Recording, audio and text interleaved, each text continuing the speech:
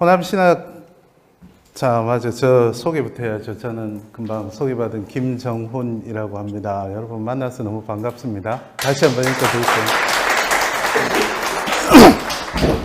인사드릴게요. 우리말 중에 벗이라는 단어가 제일 잘 생각나는 분이 우리 김선종 교수님입니다. 저한테는. 금방 20년 이야기를 하셨는데, 저희가 신대원 들어갈 때부터 하면 20년 지기고요. 신대원 같이 공부했고, 대학원 또 구약학 전공해서 또 같이 공부했고, 유학 준비도 같이 했어요. 그리고 유학도 사실 저는 독일에 있었고 저분은 프랑스에 있었는데 한 4시간 정도 거리였습니다. 그래서 저분이 또 이야기해도 되나 모르겠는데 기계를 별로 안 좋아하셔가지고 잘 아시는 분이네. 그래서 프랑스에서 본인 컴퓨터가 잘 안 되는 걸 독일에 전화해서 저보고 어떻게 하는지 그런 이야기도 하고 또 죄송합니다. 어떻게든 그 마음을 풀어보고자 여러분의 교수님을 지금 팔고 있습니다. 귀국도 비슷하게 했고, 제가 부산장신대 가고, 교수님도 호남신학교 오시고, 이렇게 해서 계속 교제하면서 늘 이제 김선종 교수님 생각하면 좋은 벗, 학문의 동역자고 또 목사로서도 제가 되게 존경하는 분이고, 또 그리운 벗, 이런 기회, 사실은 여러분에게는 죄송하지만 사실은 김선종 교수님이 보고 싶어서 오늘 오전에 제가 구약 서기 방법론 부산장신대 수업이 있거든요. 아침 8시 반부터 11시까지 수업하고 나 간다 그러고 지금 바로 뛰어와서 또 구석방을 하고 오늘 하루 종일 지금 구석방을 하고 있습니다. 어쨌든 여러분 지금 대부분 구약 서기 방법론 하시는 분들이죠. 그래서 아마 저보다 훨씬 더 잘 하시기 때문에 본인이 얼마나 잘하고 있는가를 저를 통해서 검증하고 싶어서 얘기하신 것 같습니다. 제가 이번에 책을 사실은 호시는 어떤지 모르겠지만 저희 학교는 구석방을 제가 여러분도 구석방이라 그럽니까? 뭐 우리 교단은 다 구석방이죠. 구석방이 이 서기라는 것이 사실은 우리 교단에서밖에 안 쓰는 용어입니다. 문희석 교수님 때문에 지금까지 우리 쓰고 있는 건데 어쨌든 10년 동안 오자마자 제가 그 초임 교수 시절에 저희 민경준 교수님이 아마 하기 귀찮으셨던 것 같아요. 그걸 저한테 맡기신 이후로 매년 작년에 제가 이제 연구년 1년 있으면서 이 책을 썼고 그 외에는 매년 구석방을 했습니다. 그래서 초반에 저도 뭘 잘 모르고 그래서 구석방을 어떻게 할까 하다가 저희 지도 교수님 중심으로 썼던 책을 번역해서 썼는데 그게 우리 정서에 잘 안 맞았어요. 그래서 계속 수정하면서 강의안을 완성을 해 가다가 이제 작년에 좀 1년 동안 시간이 있어서 정리를 한 책입니다. 저는 책이 다 왔을 거라고 생각하고 왔는데 좀 전에 교수님께 책이 도착 안 했다는 소리를 듣고 전화를 했더니 이분이 그 박규준 편집자하고 저하고 일을 했는데 잘 그런 실수를 안 하는데 실수를 했던 것 같아요. 그래서 제가 대신 출판사를, 제가 출판사 세물결 플러스하고는 전혀 상관없지만 어쨌든 출판사를 대신해서 사과를 드립니다. 근데 훨씬 분위기 너무 좋으네요. 우리는 안 이렇거든요. 구석방 시간에 들어가면 다들 초췌하게 원망 섞인 눈으로 계속 보고 있는데 눈빛이 동글동글 하신 게 너무 좋습니다. 혹시 피아노 치시는 분 계십니까?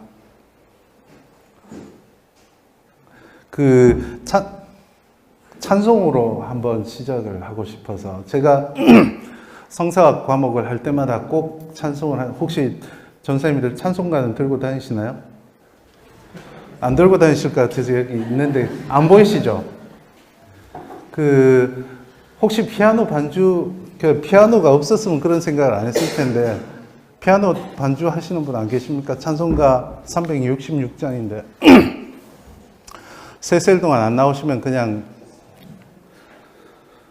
제가 노래를 좀 하거든요. 그래서 거짓말 아닌데 다들 웃더라고요. 같이 한번 이 찬양 366장 보이시는 분들은 보고 하시고, 아니면 찬송가 펴고 같이 찬양하고 시작하겠습니다. 어두운 데는 밝히사 진리를 보게 하소서. 진리의 열쇠 내게 주사 찬빛을 찾게 하소서. 깊으신 뜻을 알고자 엎드려 기다리오니 내 눈을 뜨게 하소서. 성령이여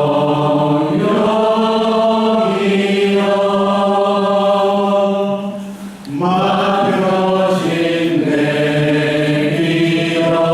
믿으시사 주님의 귀한 음성을 이 귀로 밝히 들을 때에 내 기쁨 알야먹겠네.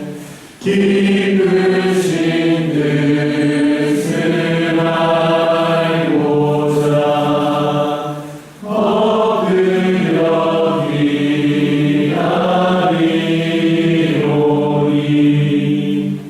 내 귀를 열어주소서.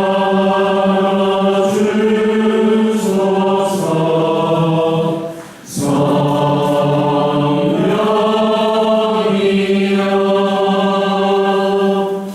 보게진 내 힘여시사 복음을 널리 전하고 차가운 내 맘 녹여주사 사랑을 하게 하소서.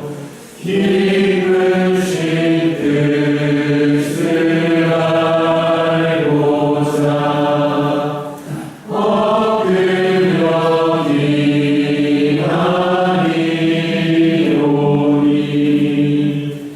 내 입을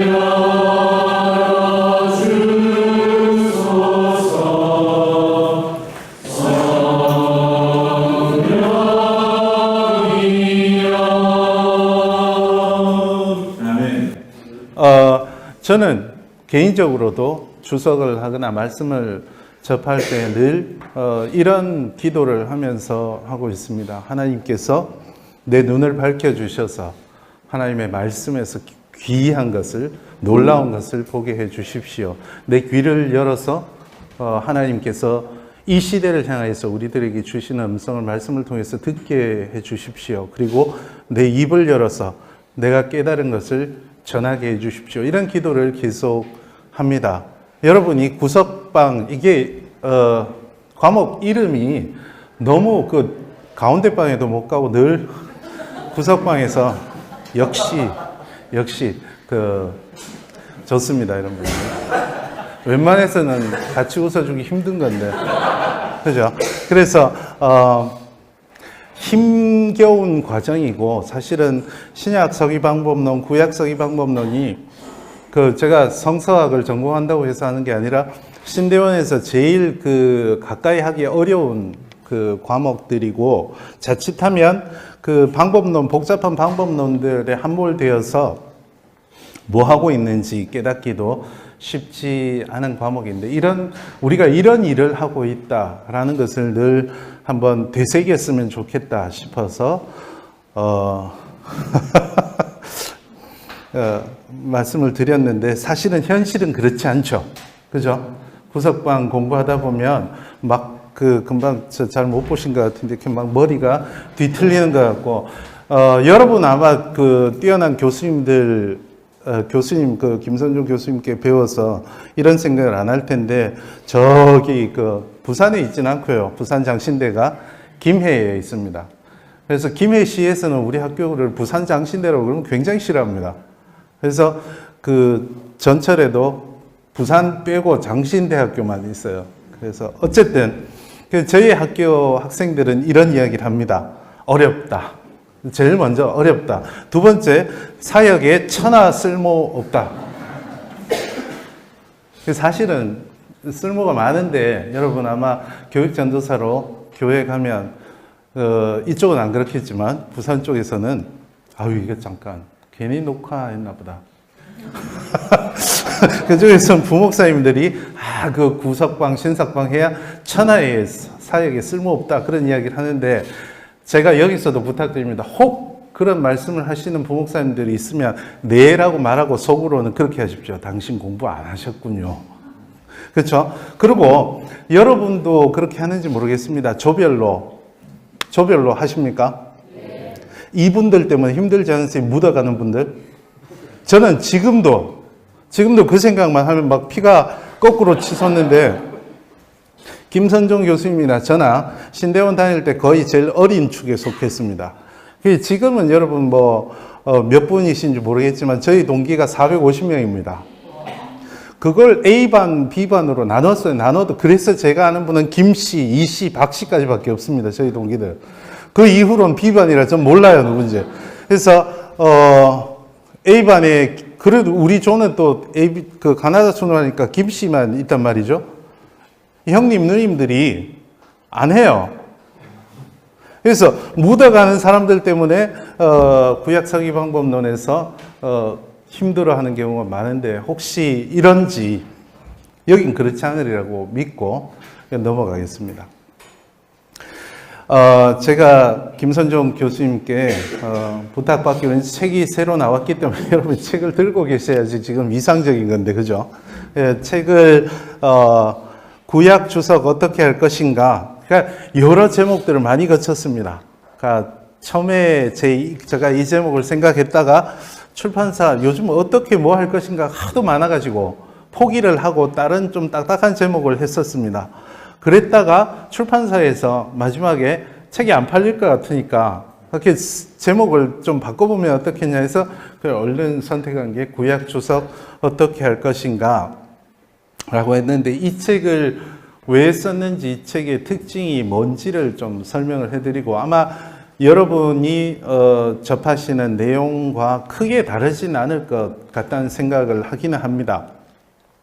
첫 번째, 구약성 이 책을 쓸 때 제가 배운 게 도둑질이라고 제가 아까 말씀하신 대로 제가 잘하는지는 모르겠지만 본문 비평 쪽을 박사학위 논문에서도 썼고 본문 비평에 제일 관심이 많고 그렇기도 하고 또 제가 그쪽에 관심이 많은 건 그게 중요하다고 생각하기 때문에 그렇죠. 그래서 이 책을 쓰면서 이 책의 한 반 정도가 본문 역사하고 본문 비평입니다.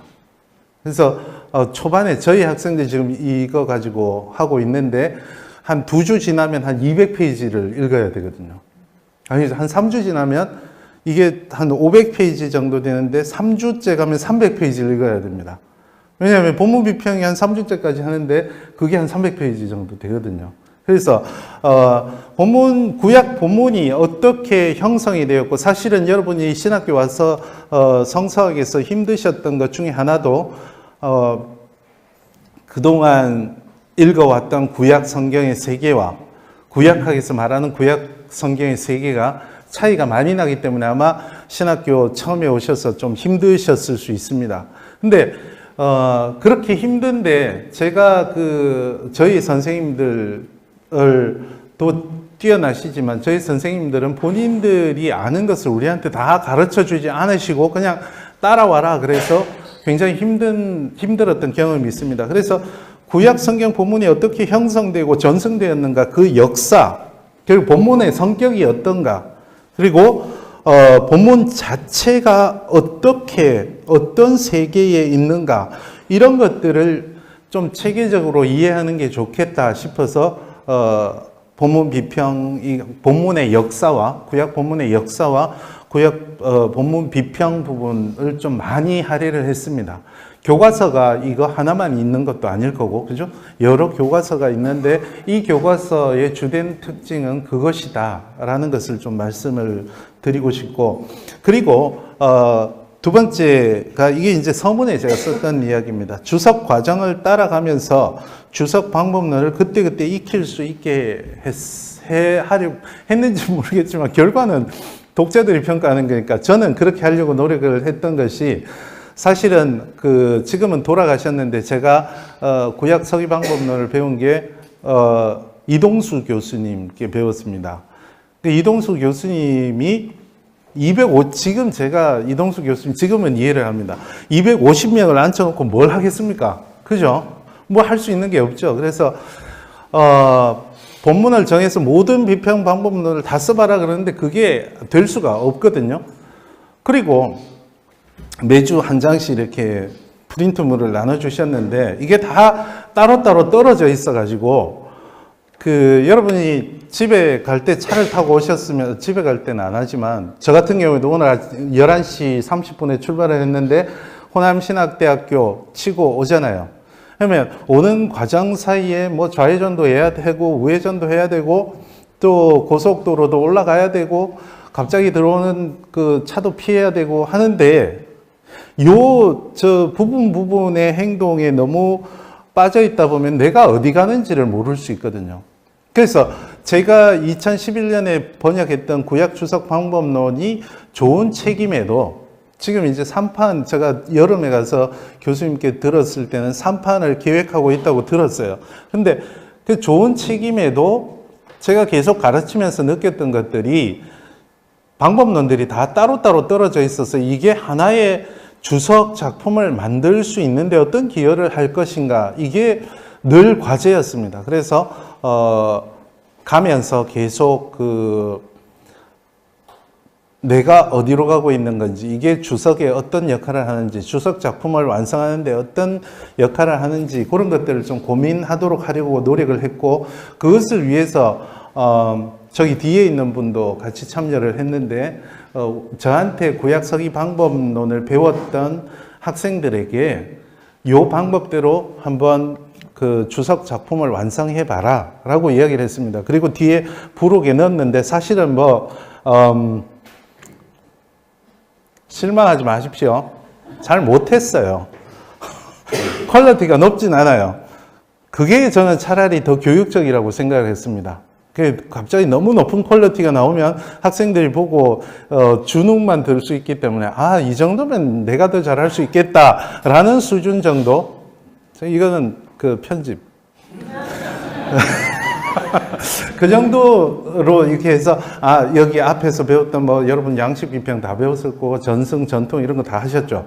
이런 것들이 어떻게 한 본문을 해석하고 그 본문에서 의미를 이끌어내는데 기여를 할 것인가, 그런 것들을 좀 고민할 수 있게 했고, 이건 사실은 제가 유학 가서 느꼈던 고민들을 여기다 풀어놓았는데 한을 풀었다고 보시면 됩니다.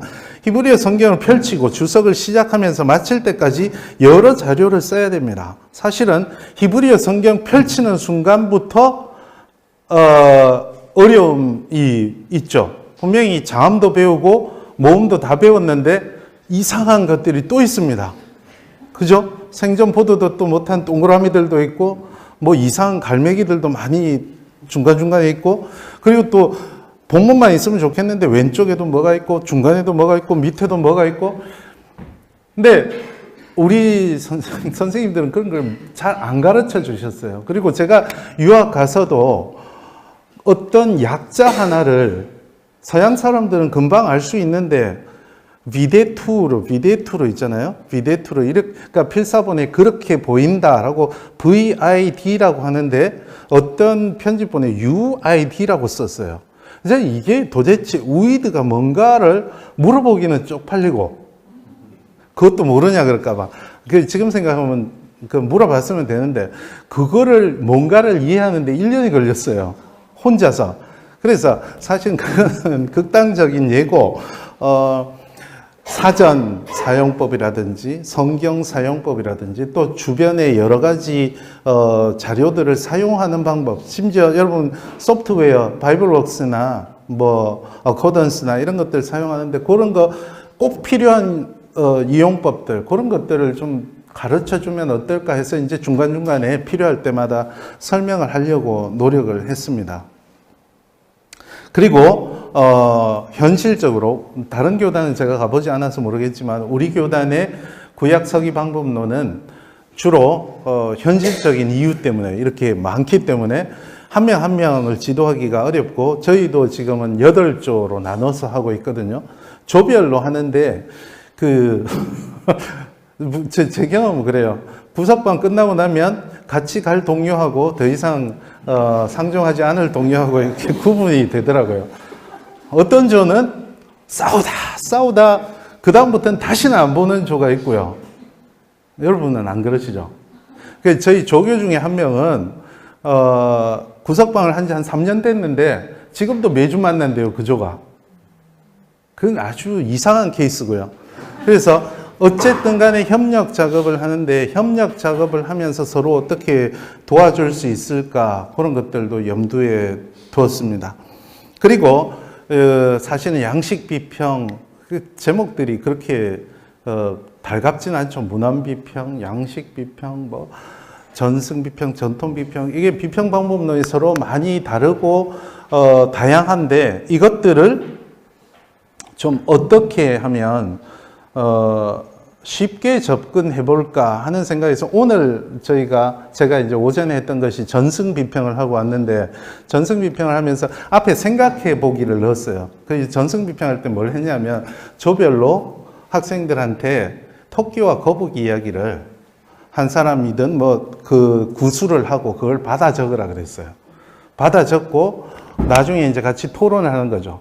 그쪽에 토끼와 거북이 읽어보십시오. 그랬더니 어떤 조는 알고 봤더니 이 거북이가 슈퍼 터틀이었다. 토끼 이상과는 달리기 능력이 있었다. 뭐 이런 조도 있었고 또 어떤 조는 거북이가 공동체성이 없다.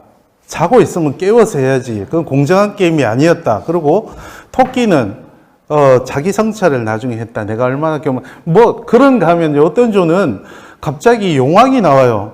토끼와 거북이 이야기를 하랬더니 용왕이 간이 안 좋아서 토끼 보고 거북이 보고 토끼 간을 가져오라 그랬는데 간을 가져오는 방법이 경주를 하자. 뭐 이래가지고 그 별주부전하고 섞은 조도 있고 그것이 사실은 이제 구술성을 이해하는 데 도움이 많이 됐거든요. 사실 이 별주부전하고 토끼와 거북이 경주는 문헌비평에서 하면 이게 그 합성 단위잖아요.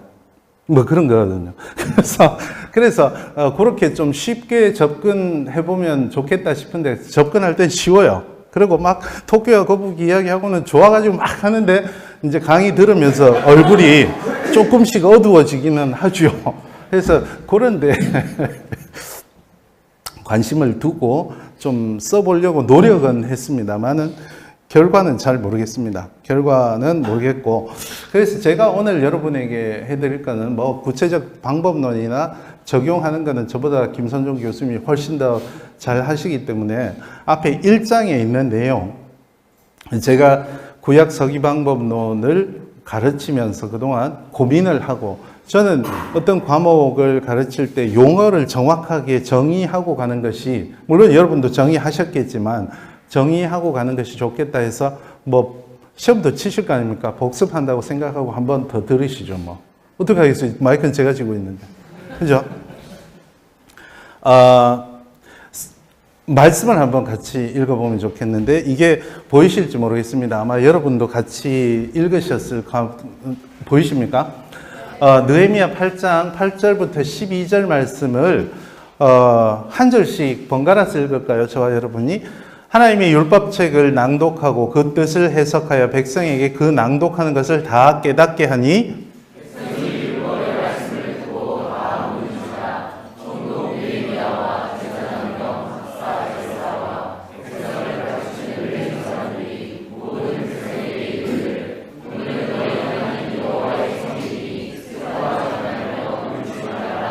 느헤미야가 또 그들에게 이르기를 너희는 가서 살진 것을 먹고 단 것을 마시되 준비하지 못한 자에게는 나누어 주라.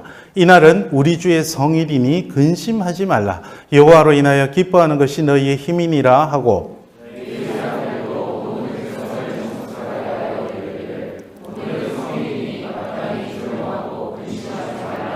같이 읽을까요?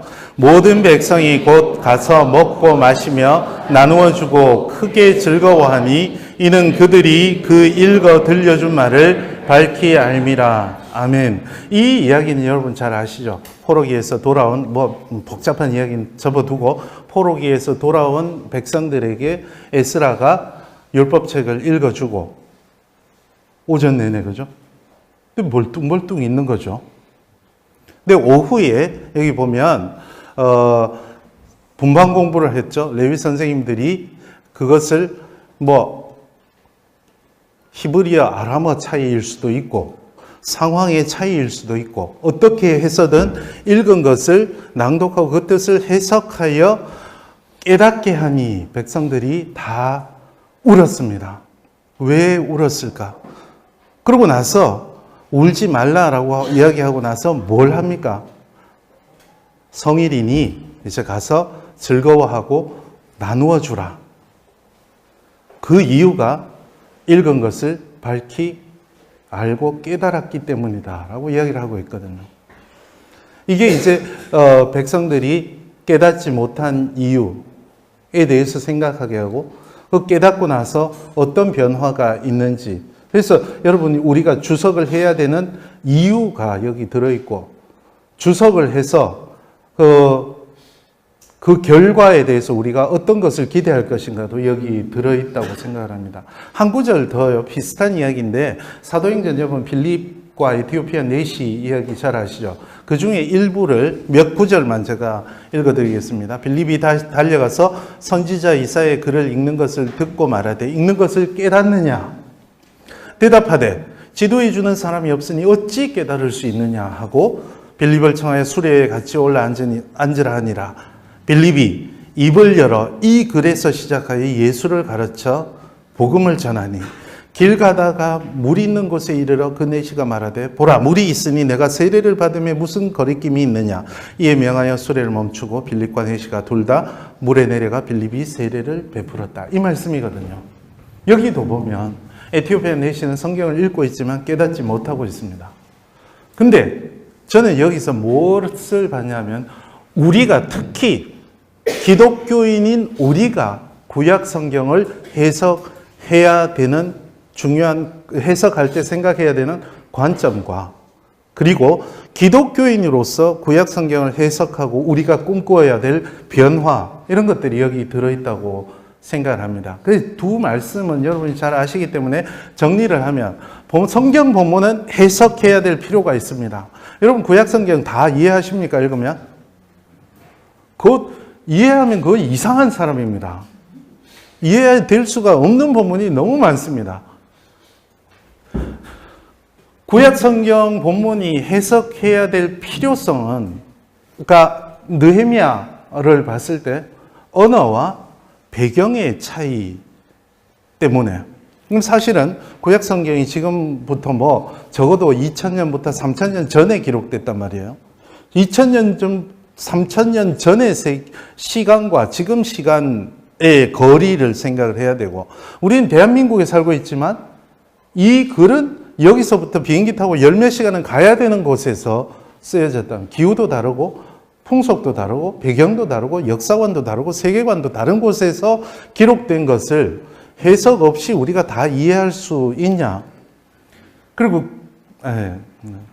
웃자고 이야기하려고 그랬는데 여러분 시험 당할까 봐 안 할게요. 그리고 사도행전의 이야기를 보면 우린 분명히 구약 성경만 보고 있지 않습니다.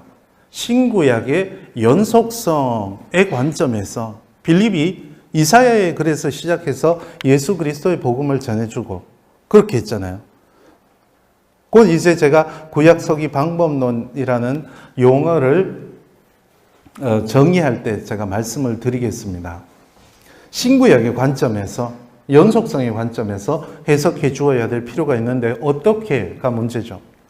그리고 성경 본문의 해석한 결과도 우리에게 가르쳐 줍니다. 첫 번째, 회개를 하고 공동체성이 회복되는 것을 우리가 느헤미야에서 볼 수 있습니다. 여러분이 구약 주석을 왜 합니까? 구약 주석을 하는 것은 여러분 뭐 다 학자가 되진 않잖아요. 말씀 사역을 하실 건데 말씀 사역을 할 때는 성경 본문을 주석하고 해석하지 않고는 할 수가 없는 거죠. 그죠? 그랬을 때 여러분이 무엇을 꿈꾸면서 하실 겁니까? 느헤미야 공동체처럼 울며 회개하는 것. 하나님의 말씀에서 우리가 하나님의 말씀을 깨닫지 못했을 때 우리가 얼마나 잘못 살았는지를 깨닫게 해주고, 그리고 더 중요한 것은 말씀을 통해서 공동체가 하나가 될 수 있는 그런 것을 꿈꿀 수 있으면 좋겠다는 것과, 에티오피아 내시가 길 가다 말고 회심하고 신앙을 고백했죠. 이게 사실은 우리 사역의 궁극적인 목적 아니겠습니까? 구약 주석은 그런 일을 하기 위해서 아주 기초적인, 저는 그 본문 비평을 할 때 꼭 운전면허 그 T자 코스 영상을 보여주는데, 여러분 제가 보니까 T자 코스 할 때 그 운전면허 학원에서 그렇게 배웠을 겁니다. 황색 선에서 30cm 띄워서 가가지고 반 바퀴 돌려가지고 그 다음에 이빠이 돌려가지고 이렇게 뒤로 들어가고, 그 사실은 여러분이 주차할 때 지금은 그렇게 안 하시지만 그 분할해서 하나씩 배우는 것이 굉장히 중요한 그 기초 작업이 되거든요. 그래서 여러분의 말씀 사역, 이런 것을 꿈꾸면서 하는 말씀 사역이 아주 기초가 되는 방법이기 때문에 여러분 이번 학기 아직 반 정도 남았으니까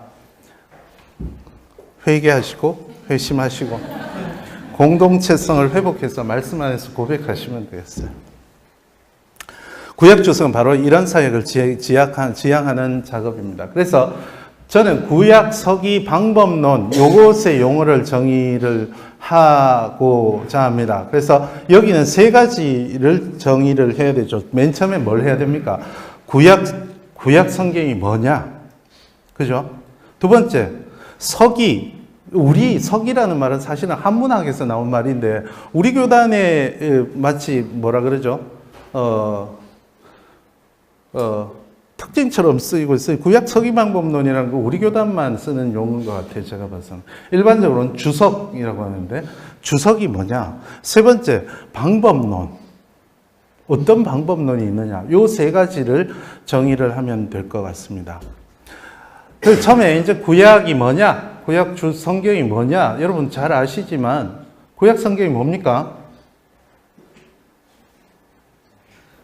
딱히 알지만 또 대답하자 그러면 그냥 지 혼자 하지 뭘 또 묻냐 이런 표정. 여러분 경상도 사투리 들을 일이 잘 없죠? TV 틀어야 뭐 강호동이나 이경규가 하지 이렇게 라이브로 경상도 사투리 들을 일이 잘 없을 겁니다. 실컷 들으세요. 근데 저는 사실은 경상남도 사람은 아니고 경상북도 사람이라 오해하지 마십시오. 여러분이 들으시는 것은 신라의 말입니다.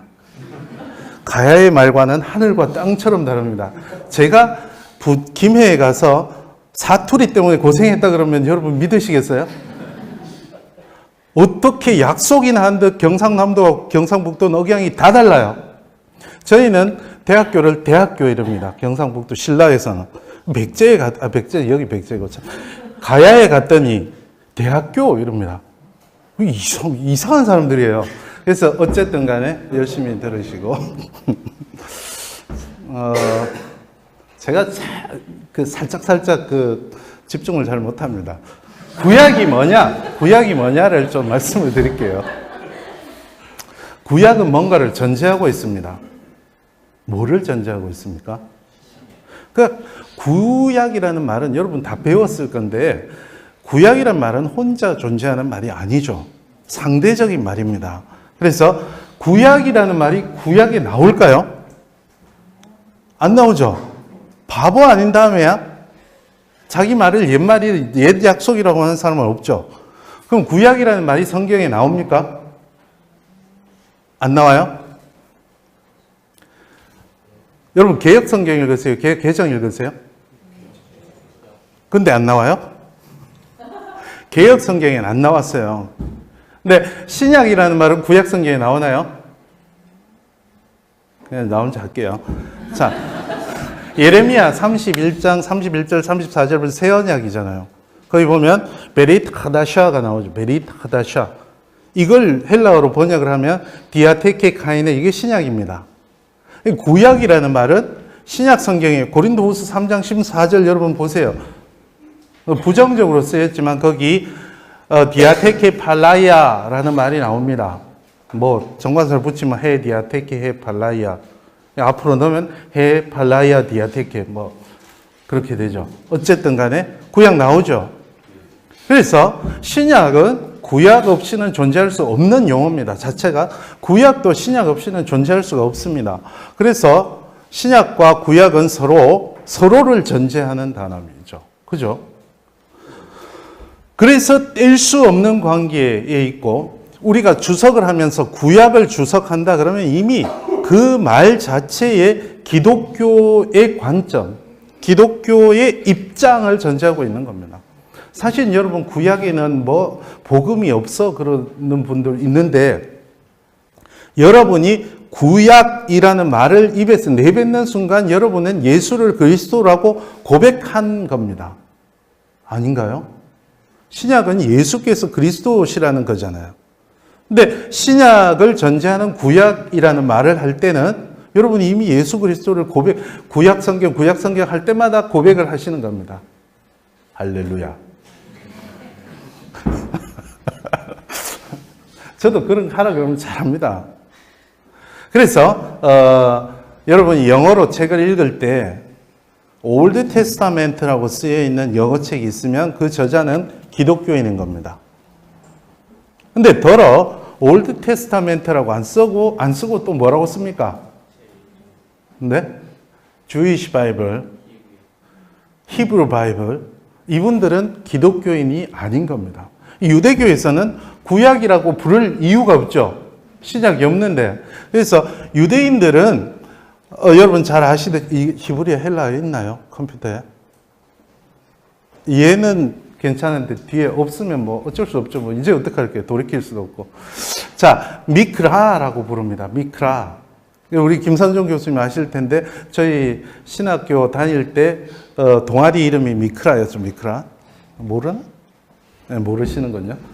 네, 어쨌든 느헤미야 8장 8절에서 나온 용어죠. 미크라, 카라. 여러분 동사 아시죠? 외치다, 부르다, 큰 소리로 읽다.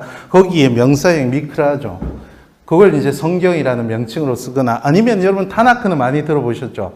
토라, 느비임, 크투빔에서 첫 번째 자음들을 해서 타나크라고 부르든가, 올드 테스타멘트라고는 부를 수가 없죠. 그래서 영어로 히브리 바이블이라고 쓰는 저자들은 반드시 유태인입니다. 그래서 여러분 엠마누엘 토브 들어보셨죠? 엠마누엘 토브가 쓴 정말 뛰어난 그 본문 비평 교과서가 있습니다. Text Criticism of the Hebrew Bible이에요. 이분은 유태인이거든요. 근데 이제 독일에서 쓴 책은 독일어지만 어쨌든 올드 테스타멘트라는 말을 쓰는 거죠. 그래서 구약은 이미 우리가 신약을 전제하는 말이다. 그래서 구약이라는 말에는 벌써 신약이라는 개념이 전제되어 있고, 여기는 예수를 그리스도라는 고백이 들어있는 거고, 구약 성경을 주석할 때는 우리는 기독교인의 입장에서 주석을 하는 것이다. 그런 뜻입니다. 그래서 제가 아까 사도행전의 말씀을 읽었던 것이고요. 근데 이제 저희 아버지가 이제 돌아가셨는데 목사님이셨어요. 저희 아버지가 계속 저에게 말씀하셨던 것이, 너의 모든 설교에는 예수 그리스도의 피가 흘려야 된다. 보혈의 피가 있어야 된다. 그런 말씀을 하셨어요. 그게 어릴 때부터 들어가지고 참 맞는 말씀인데, 이게 이제 신약의 프리즘으로 구약을 보면 이게 자의적 해석이 될 수가 있습니다. 구약에 대해서. 엑스 에게시스와 에이스 에게시스에 대해서 여러분 아마 배우셨을 텐데 나올 겁니다.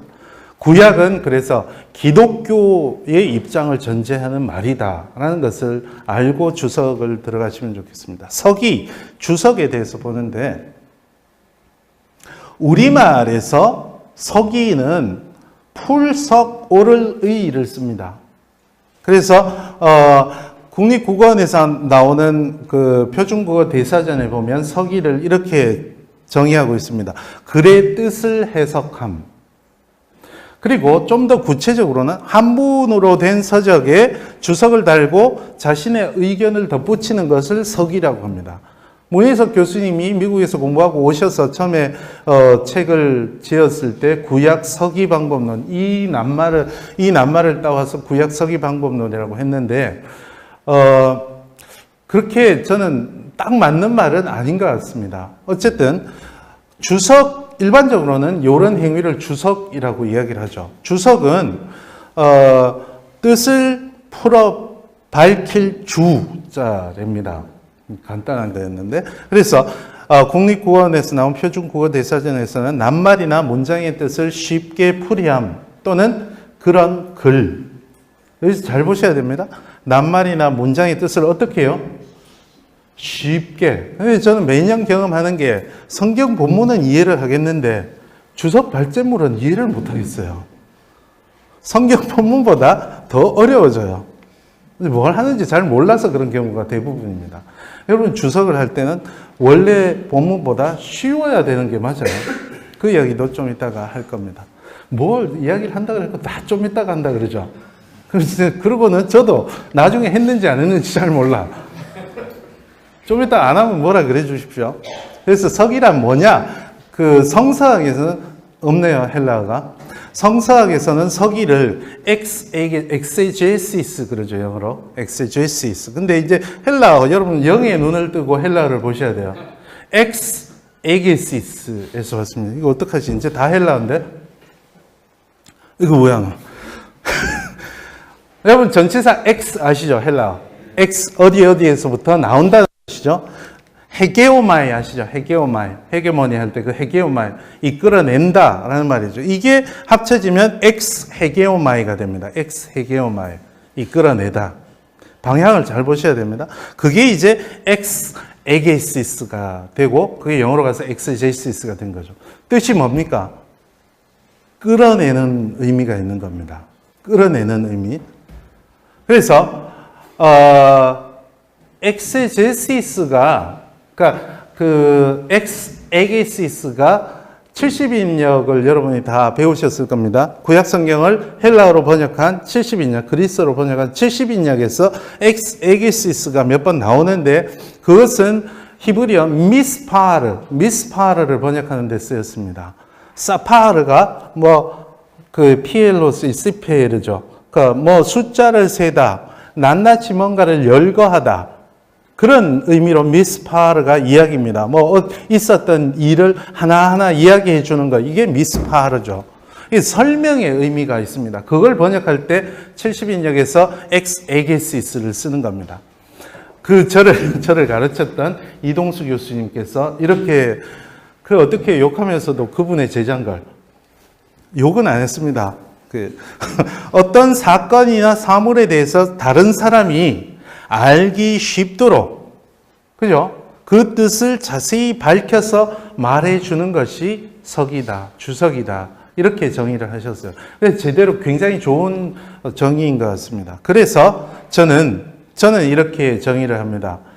어떤 본문에서 뜻이죠, 뜻을 엑세게시스, 이끌어내서 다른 사람들이 알기 쉽도록 이건 그대로 가져왔어요. 그 뜻을 자세히 밝혀 말해주는 것이다. 이렇게 정의를 합니다.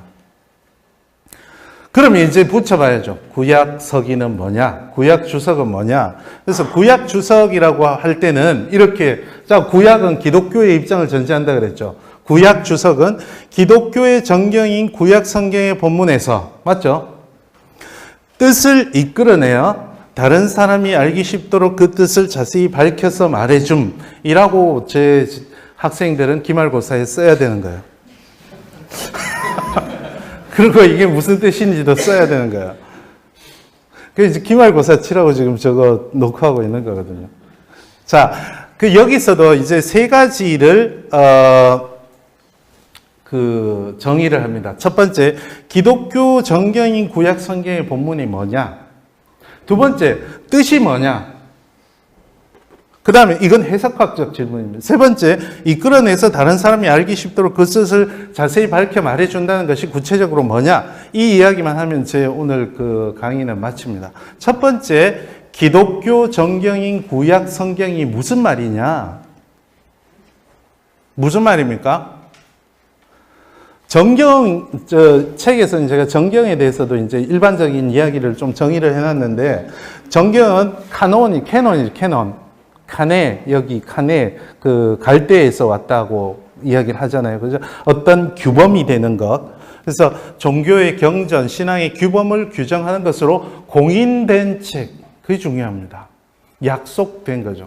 신앙 공동체가 서로 약속했던 책을 말하는 겁니다. 그래서 구약 주석이라고 했기 때문에 우린 또 가톨릭 자는 안 계시죠, 여기? 노예 추천을 받아야 올 수 있잖아요. 그죠? 그래서, 개신교회 전통에서 주석의 대상으로 외경은 포함하지 않는다. 이게 이제 우리의 약속인 거죠. 그렇다고 해서 외경을 읽으면 안 됩니까? 왜 읽어야 돼요, 근데? 네? 크게. 여기구나. 그렇죠. 맞아요. 지금 구약 성경이 끝나고 신약 성경이 시작하는 그 사이에 공간이 비어 있잖아요. 그 사이에 이야기가 외경에 들어 있거든요. 이제 루터 선생님께서 종교 개혁을 하면서 르네상스의 영향을 받아서 아드 폰테스 뭐 어쩌고 저쩌고 하다가 구약 성경이 원하는 히브리어니까 히브리어로 된 것만 하자. 근데 이분 여러분 친구 영화 보셨어요? 실수하셨는데 이거 너 아버지 뭐 하시노 이거 모르시나? 제가 봤을 때는 루터 선생님 실수하셨는데요. 왜 그러냐 하면 구약 성경의 언어인 히브리어가 아닌 책들을 다 뺐어요. 세상에나 19세기 말에 집회서 아시죠? 다 아시는가 봐요. 이야기하지 말게요. 그랬대요. 집회서의 히브리어 본문이 지금 현재로 60% 이상이 쿰란과 마사다 그리고 카이로 게니자 이런 데서 다 발견이 되어 있습니다. 집회서는 원래 히브리어 본문이 있었던 겁니다. 루터 선생님이 실수하셨잖아요. 그러니까 중간기 문헌에 대해서 부정적인 말을 누군가가 하면 속으로 그리고 속으로는 그렇게 하죠. 이게 어떻게 여기 오면 안 될까요? 신약 성경과 관계에 이르는 것이 이상적이죠. 그렇죠? 그죠?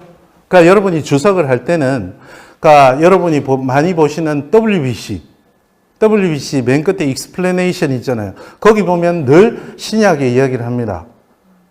그런 줄만 알고 계셨죠?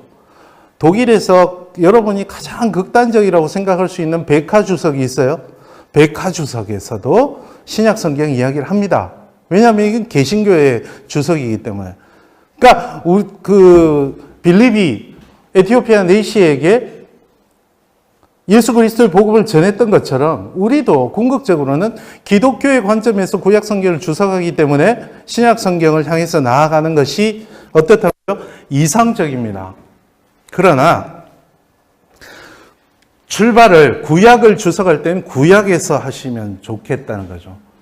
신약에서 출발해서 그게 이제 제일 잘하는 게 성막 세미나 이래가지고 청색실, 홍색실, 자색실, 홍색실은 예수 그리스도의 보혈이 어쩌고 저쩌고 이게 이제 여기서 말하는 에게시스가 됩니다. 자기가 원하는 것을 본문에 집어넣는 거죠, 자꾸. 이 본문 자체에는 그런 뜻이 없고 이건 알레고리거든요. 지금은 21세기는 알레고리의 시대가 아닙니다. 그죠? 논리의 시대입니다. 이게 논리적 연관성이 없는 것을 자의적으로 연결하는 게 알레고리 아닌가요? 그래서 구약 주석을 할 때는 구약 주석을 하기 때문에 구약에서 출발을 해서 신약으로 나아가려고 노력하시는 것이 중요하고, 그리고 구약 자체만으로도 구약 신약을 걸지 않는다고 구약에는 하나님이 말씀을 안 하실까요? 그렇지 않습니다. 구약 자체만으로도 충분한 의미가 있다. 그래서 이제 나중에 이제 돌아가시기 전까지 제가 그 말씀을 못 드렸는데, 저희 아버지는 나중에 혹시라도 제가 천국에 같이 가면, 제가 못 갈 수도 있고, 그분이 안 가 계시진 않을 것 같은데, 어쨌든, 그러면, 아버지, 저는 이렇게 가르쳐 왔어요. 라고 꼭 이야기하고 싶어요. 네. 자, 돌아가신 분한테. 두 번째는 뜻이 뭐냐? 뜻에 대해서 이야기를 해보겠습니다. 여기에 이제 아까 방법론도 같이 들어가 있는 겁니다. 이야기가. 뜻이 뭐냐? 여기서 이것도 사실은 이동수 교수님, 제가 뭐라고 해도 이동수 교수님의 영향을 안 받을 수가 없는, 왜냐하면 햇병아리 때 이동수 교수님께 배웠기 때문에 벗어나리고 별짓을 다 해보고 딱 쓰면 와 괜찮다 하면 이동수 교수님이 하셨던 말씀이에요. 그게 참 그래요. 뜻이 본문의 의도와 의미를 구분해야 한다, 그 생각을 합니다. 이게 이제 해석학적인 질문인데, 본문의 의도는 다이아크로닉 통시적인 질문입니다. 이게 번역이 어감이 그렇게 좋진 않아요, 그죠? 통시가 또 경상도에서만 쓰나 봐. 진짜 모르세요? 예? 그냥 모른 척 하시는 거죠. 점잖은 척. 어쨌든, 혼자 알아들으셨나? 그 본문의 뜻에는 본문을 만들었던 사람들의 세계, 그 세계의 저자들의 의도가 분명히 들어 있습니다. 그것도 본문의 뜻의 분명히 한 부분이겠죠. 이제 역사 비평이 대부분 그것을 밝히려는 작업이고, 그와 더불어서 본문의 의미는 싱크로닉한 질문이죠. 여러분이 아마 이제 지금부터 배우시는 거죠. 여러분이 지금까지는 통시적 비평을 배우셨고 이제 공시적 비평을 배우실 텐데, 이게 본문의 의미, 지금 여기서 또는 본문 최종 형태의 본문이라는 말을 많이 쓰죠. 최종 형태. 그러니까 지금 그 다음에 나오는 거니까 그까지 하겠습니다. 최종 형태의 본문에서 출발하는 것이 싱크로닉한 질문이죠. 여기는 의사소통은 제가 만약에 독일어로 이야기하면 알아들으시는 분도 있지만 못 알아들으시는 분들도 많잖아요. 왜 그렇습니까? 독일어를 모르니까 그렇죠. 의사소통이 안 되는 거죠. 의사소통이, 저 혼자 여기 벽 보고 막 독일어 이야기하면 그 의사소통인가요? 아니죠. 의사소통에는 여러분이 아시듯이 세 가지 요소가 반드시 필요하죠. 뭐가 있어야 됩니까? 발화자가 있어야 되고, 그죠? 수신자가 반드시 있어야 되고, 둘 사이에서 공유하는 뭐가 있어야 됩니까? 기호가 있어야 됩니다. 그래서 이 책에서는 제가 어떤 책에서 인용을 한 건데, 사실은 화자나 저자도 어떤 상황과 언어적인 조건의 영향을 받고 있습니다. 그죠? 자신의 경험 세계 안에 있고, 청자나 독자도 자신의 경험 세계와 상황이나 조건, 언어적인 조건 등의 안에 있습니다.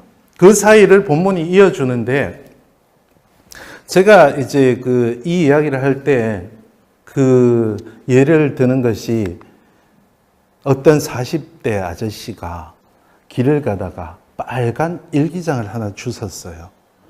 그 일기장에는 보니까 여고생의 가방에서 떨어졌나 봐. 열어봤더니 교회 오빠를 좋아해. 교회 오빠를 좋아해요. 그 이야기가 오늘 오빠가 나한테 눈길 한 번 안 줬다. 쓸쓸하다. 이런 게 있었던 겁니다. 그러면 이 일기장에 있는 이야기의 뜻은 뭘까? 자, 이 일기장을 쓴 여고생이 있을 거 아닙니까?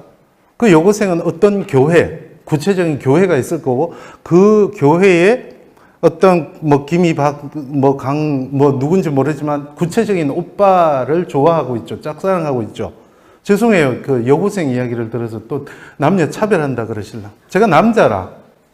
제가 경험이 저를 짝사랑했던 사람들이 많아서. 제가 애가 셋이 있는데요. 제 별명이 집에서 잡뻑입니다. 자기 애가 너무 강한 거죠. 저는 저를 사랑합니다. 저는 이 세상에서 제가 제일 잘생겼다고 생각하고 지금까지 거의 50평생을 살아왔거든요. 아닌가요? 그렇다 그러죠. 자, 근데 저는 그런 만약에 저는 주운 적이 없어요. 오해하지 마십시오. 그러니까 이 일기장을 주운 아저씨도 어떻게 하다 보니까 교회를 다녔고 저처럼 짝사랑하던 여고생이 많으면 이 본문을 읽으면서 뭐를 생각합니까? 자기 경험을 생각을 하죠.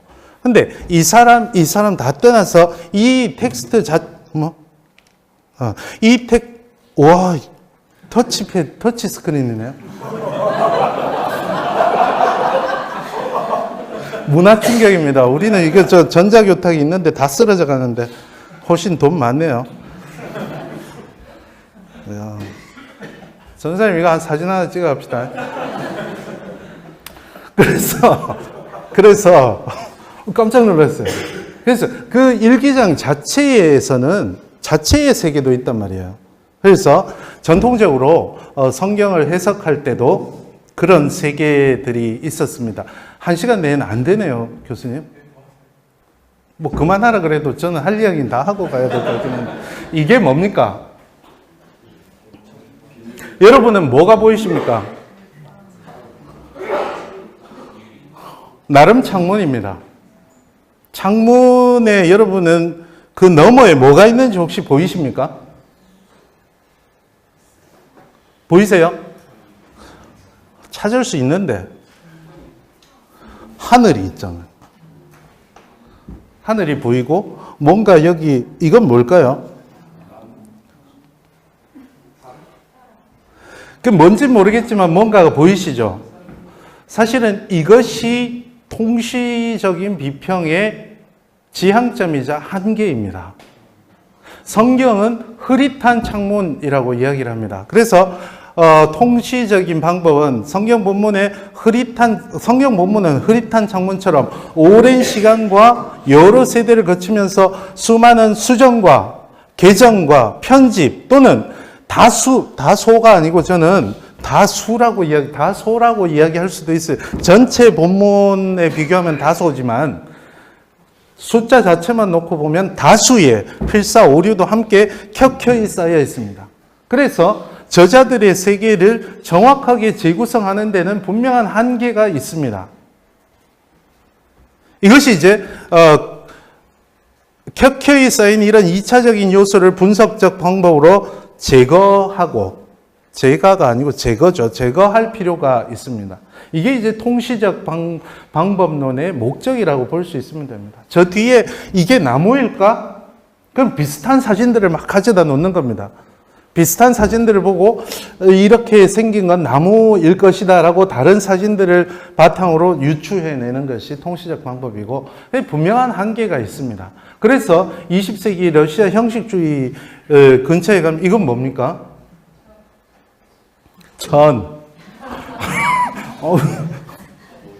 나름 텍스처입니다. 텍스처, 직물.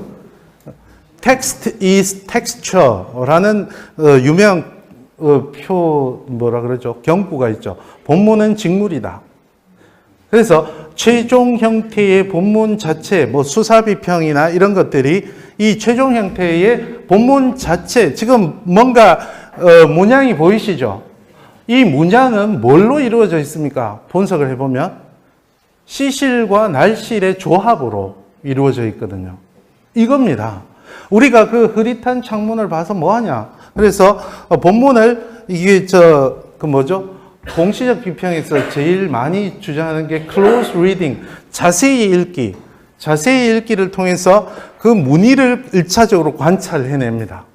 여기에는 어떤 수사적인 rhetorical device가 있어서 어떤 문의를 내고 있다. 사실은 통시적 비평에서도 그거 안 하는 건 아니지만 여기에 집중하자는 겁니다. 그리고 나서 이제는 좀 더 자세히 보니까 시실과 날실이 보이죠. 그래서 그런 뒤에 그 문의를 이루어내는 본문의 시실과 날실을 분석해서 그것의 기능과 의미를 서술하는 것.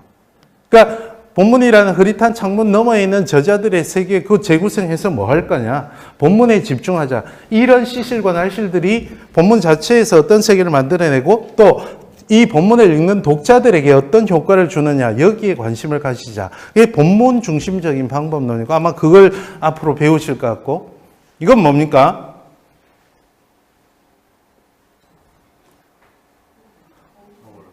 네.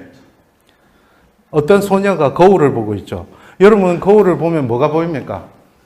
전 아침마다 깜짝 놀랍니다. 아니 여러분 생각하는 그건 어제 그렇게 잘생겼던 남자는 어디 가고 이게 뭐지? 그러고 세수해야지 이제 그 모습이 살짝 그런 거죠. 그래서 거울을 그러니까 본문이라는 거울을 놓고 독자들의 세계를 보는 거죠. 이것이 이제 독자 지향적인 독자의 경험 세계를 향한 본문의 의미를 밝히는 거죠. 독자 반응 비평 또는 뭐 여성주의 여성신학적인 비평 방법, 해방신학에서 하는 비평 방법, 뭐 이런 여러 가지 것들이 다 이제 독자들을 지향하는 이 본문을 읽는 독자들의 독서 과정에서 reading process, 독자들의 독서 과정에서 독자들에게 어떤 변화가 일어나는가. 결국에는 일기장을 주어서 묵상한 사람은 누굽니까? 저거든요. 네? 그리고 갑자기 35년 전으로 제가 거슬러 올라갔잖아요. 이 본문 때문에. 이제 그런 거죠. 그래서,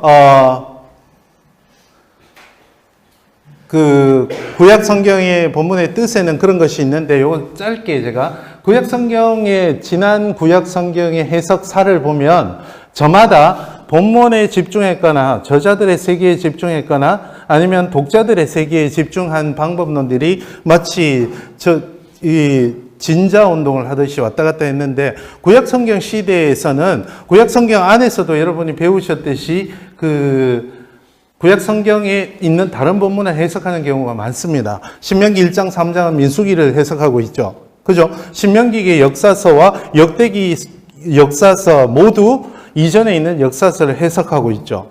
시편 표제도 형성과는 어느 정도 독립된 또 다른 세계의 이야기를 표제에 덧붙이는 경우가 많습니다. 이건 다 당대의 독자를 염두에 둔 해석이라고 볼 수 있고 신구약 중간기엔 70인역이 있죠. 70인역은 당연히 번역은 독자들의 이해에 초점을 맞춘 거라고 볼 수 있습니다.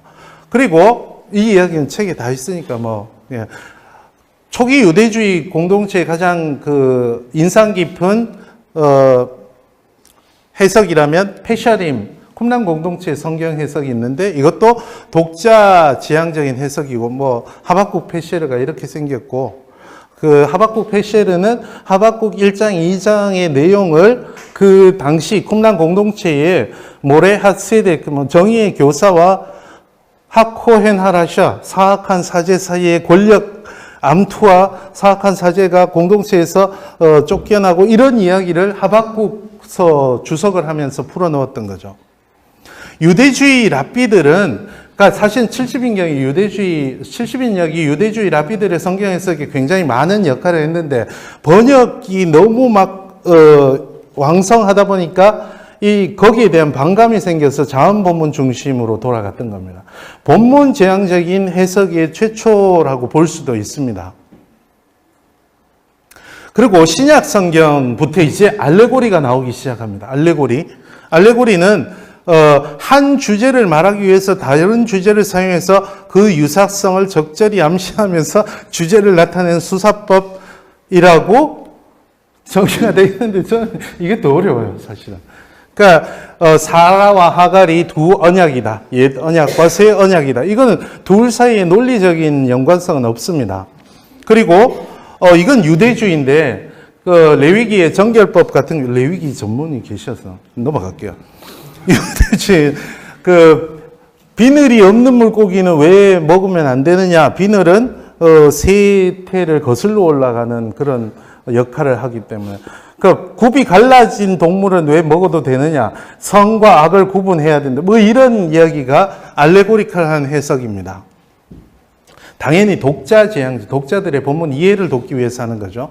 중세 시대는 다중 의미론이 핵심이었죠. 본문에는 여러 가지 의미가 있다는 겁니다. 그래서 데살로니가 전서 5장 23절에서 영과 혼과 몸으로 이루어져 있다는 데에서 시작을 해서 삼중 의미론에서 시작을 했죠.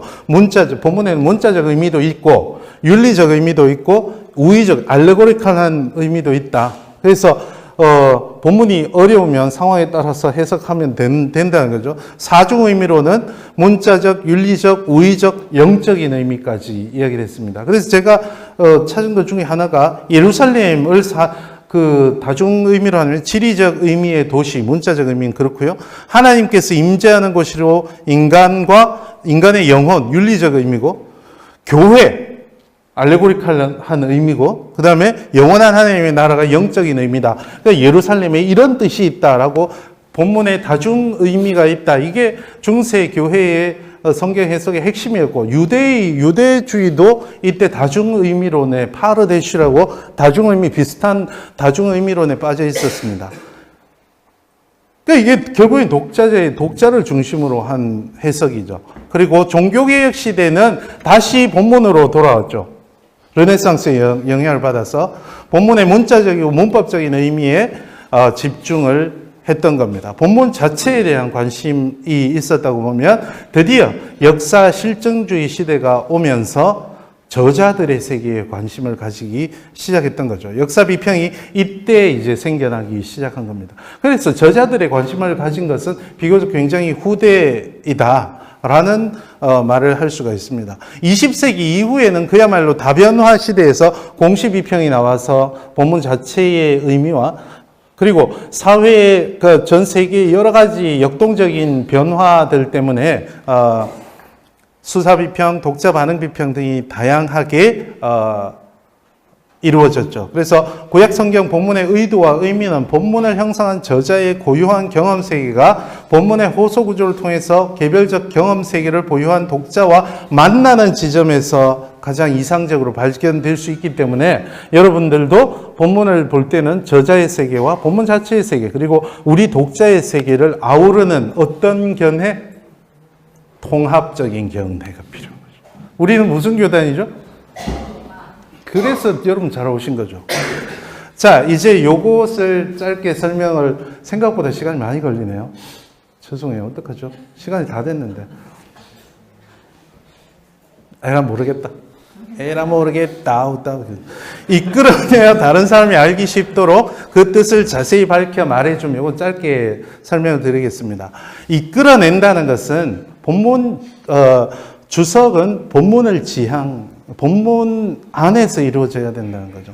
이게 이제 엑스에게시스와 에이스에게시스의 차이라고 볼 수 있습니다.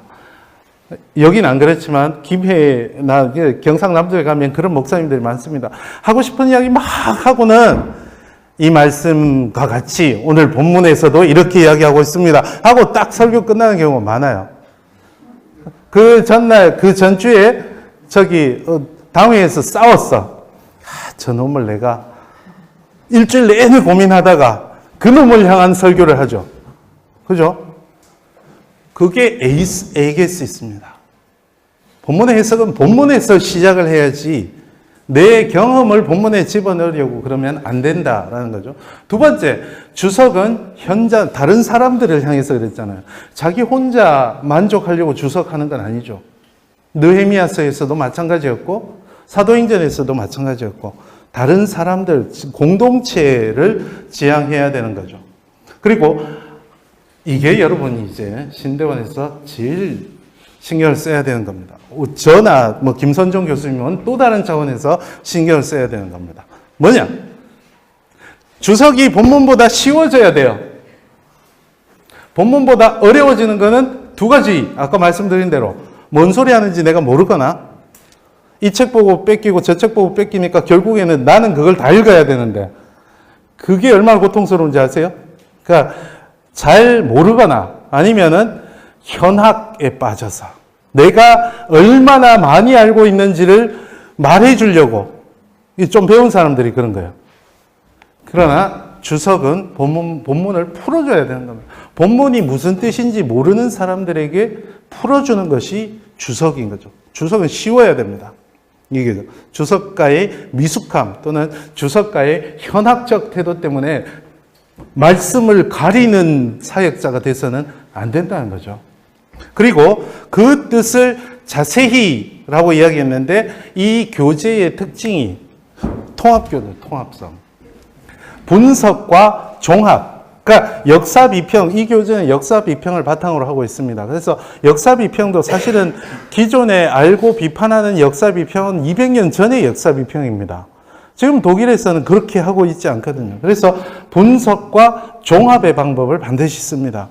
그러니까 어떤 본문의 특정한 양식이나 전승이나 전통을 보면 그것들을 구약 성경 전체의 관점에서 분석을 합니다. 그리고 역사를 재구성하는 게 종합의 방법이죠. 그래서 비평과 역사를 구분해서 책에 서술을 하고 있는 겁니다. 제가 강도의 칼과 의사의 칼, 요즘 살인사건이 갑자기 왜 이렇게 많이 나오죠? 뭐 덮어야 될 게 있나? 그건 아닐 텐데 강도의 칼은 뭘 하는 겁니까? 뒤처리를 안 하죠. 강도들은. 그죠? 그러니까 본문을 난도질한다라고 역사비평이 욕을 많이 먹는데 칼질은 합니다. 칼질은 하는데 그 허준의 가장 큰 허구가 뭐죠?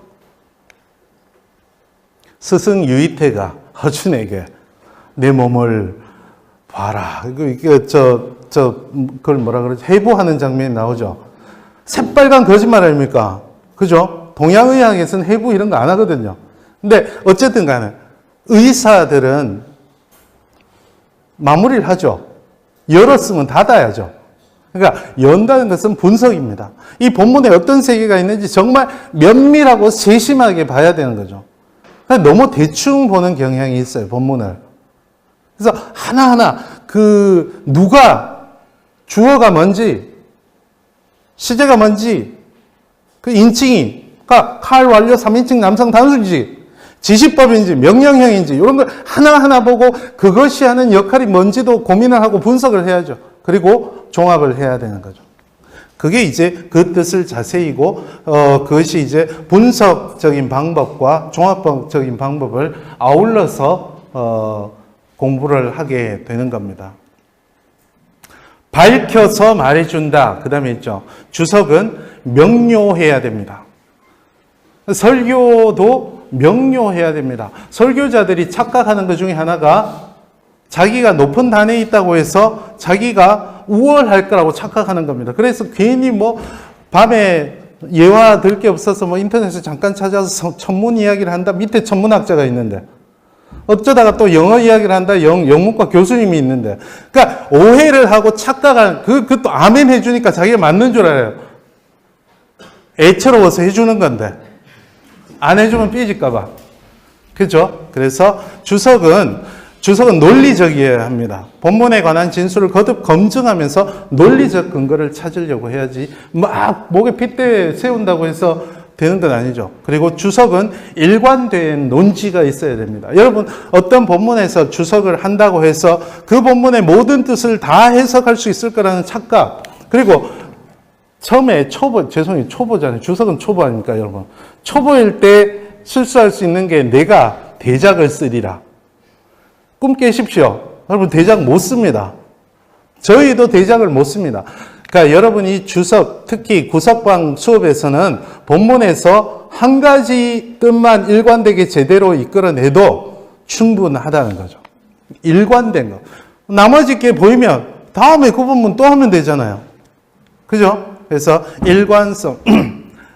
제 약점 중에 하나가 하다가 흥분을 해요, 자꾸. 이게 나이가 드니까 또 갱년기 비슷하게 와가지고 막 혼자 땀 흘리고 그러는데, 그래서 밝혀서 말해준다는 것은 주석이 논리적이어야 되고 일관적이어야 된다. 이런 관점에서 여러분이 구약 주석 방법론, 구약 서기 방법론을 계속 하시면 좋겠다. 그래서 마지막으로 다시 한번 정의를 말씀을 드리면 지금까지 한 이야기를 정리한 겁니다. 기독교 정경인 구약 성경의 본문에서 뜻을 이끌어내어 다른 사람이 알기 쉽도록 그 뜻을 자세히 밝혀서 말해주는 것이다. 이것을 저는 구약 주석 방법론의 정의로 내리고 있습니다. 혹시라도 여러분 교수님께 잘 배우셨지만 이 책과 관련해서 이 책의 내용을 제가 어떻게 이야기하는지가 궁금하시다면 제가 연구소를 최근에 시작을 했거든요. 우리 말씀 연구소. 한번 적으셔도 뭐 저는 안 삐집니다. 우리 말씀 연구소라고 이제 네이버나 다음이나 이런 데 치면 홈페이지가 나오는데 여기 홈페이지가 우리 bi.org인데 뭐 이런 거 모르셔도 됩니다. 그 연구소 홈페이지고요. 연구소에 가보면 온라인 교실이 있습니다. 온라인 교실이 있는데 거기에 지금 제가 구약 서기 방법론 하는 학생들의 복습을 위해서 이 책의 강의를 저렇게 녹화를 해서 올려놓은 게 있으니까 혹시 제가 이야기를 하면 또 교수님께 누가 될까 해서 관심이 없으시겠지만 혹시 이제 책에 대해서 관심이 있으시면 저는 이 책을 그대로 이야기하고 있기 때문에 책을 읽으시다가 궁금한 게 있으면 한번 좀 사실은 저희는 우리 말씀 연구소를 위해서 기도해 달라 이런 저희가 있습니다. 제가 드릴 말씀은 여기까지입니다. 감사합니다.